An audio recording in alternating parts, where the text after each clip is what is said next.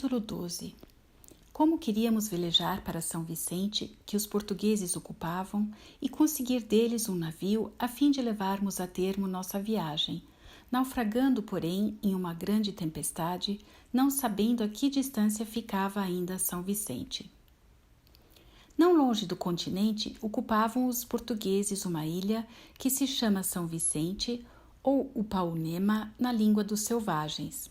Esta província dista 70 milhas do lugar onde por último tínhamos estado. Para lá queríamos navegar e ver se podíamos conseguir dos portugueses um navio para a viagem ao Rio da Prata, pois o navio que nos havia restado era muito pequeno. Neste intento, velejaram alguns dos nossos sob o comando do capitão Salazar na direção de São Vicente.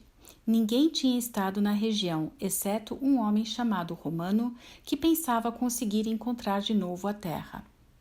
Deixamos o porto de Imbeassan-Pé, que fica a 28 graus e meio de latitude sul, e alcançamos, depois de 2 dias, pouco mais ou menos, e de uma viagem de cerca de 40 milhas, uma ilha, a dos Alcatrazes. Aí precisamos ancorar, porque recebíamos ventos contrários. Na ilha havia muitas gaivotas marinhas chamadas alcatrazes. Como era tempo de sua procriação, era fácil matá-las. Fomos à terra e na ilha demos busca à procura de água doce. Encontramos ocas abandonadas, cacos de potes dos índios que haviam outrora habitado esta ilha, descobrindo também uma pequena fonte numa rocha. Matamos então muitas gaivotas, trouxemos também ovos a bordo e cozinhamos aves e ovos. Depois da refeição, levantou-se ao sul pesada tempestade, de modo que dificilmente teríamos podido ancorar e devíamos acautelar-nos, pois o vento poderia lançar-nos de encontro aos rochedos. Era ao anoitecer.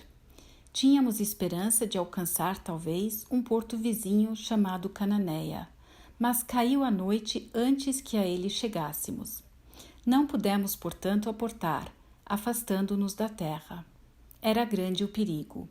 Nada mais esperávamos senão que o embate das vagas despedaçasse o navio, pois nos encontrávamos próximo de um promontório onde as ondas são mais altas do que longe da terra, em alto mar.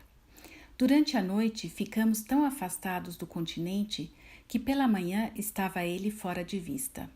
Depois de passado o tempo, avistamo-lo de novo, porém a tempestade era tão forte que não podíamos mais manter-nos.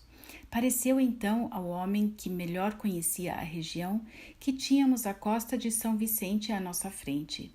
Seguimos para mais perto, mas nuvens e nevoeiro nada deixavam reconhecer e tivemos de lançar ao mar todos os objetos pesados que trazíamos a bordo, alijando o navio dos vagalhões enormes.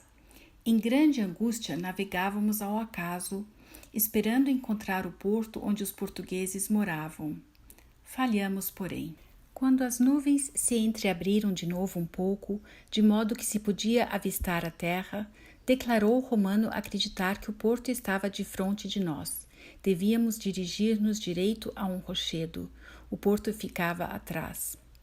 Para aí seguimos. Mas quando estávamos perto, nada mais que a morte se nos deparou. Não era o porto. O vento ia nos atirar de frente ao continente e afundaríamos. Os vagalhões batiam de encontro à costa num lance medonho.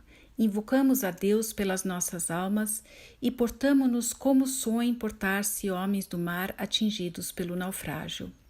Perto do lugar onde as ondas rebentavam de encontro à terra, levantaram-nos elas tão alto que podíamos olhar para baixo como de cima de uma íngreme muralha. Ao primeiro embate, partiu-se o navio. Saltaram então alguns de bordo e nadaram para a terra. Agarraram-se outros a pedaços de madeira, conseguindo também alcançar a praia. Permitiu assim Deus a todos sair com vida do naufrágio. Ventava e chovia tão violentamente que estávamos totalmente hirtos de frio.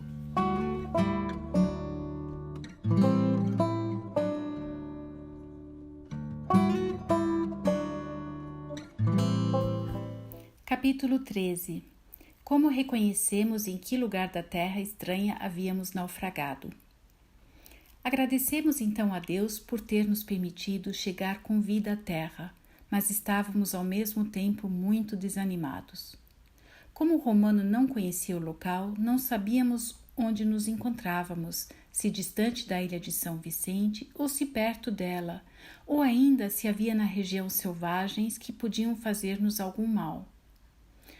Como um dos nossos camaradas, um francês por nome Cláudio, corresse casualmente ao longo da praia para aquecer-se, viu atrás da mata uma aldeia com casas construídas à maneira dos cristãos.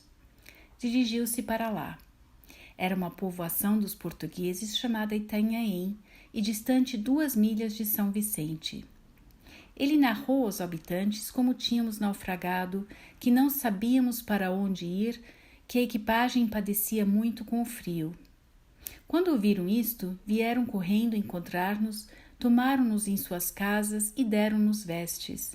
Ficamos alguns dias com eles até que nos refizéssemos. Daí partimos por terra para São Vicente, onde os portugueses nos dispensaram todas as honras e durante algum tempo nos mantiveram.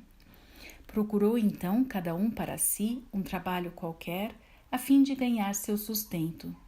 Mas como todos os nossos navios se tivessem perdido, mandou o capitão um navio português ao porto de Imbeaçampé em busca do resto da equipagem que lá havia ficado.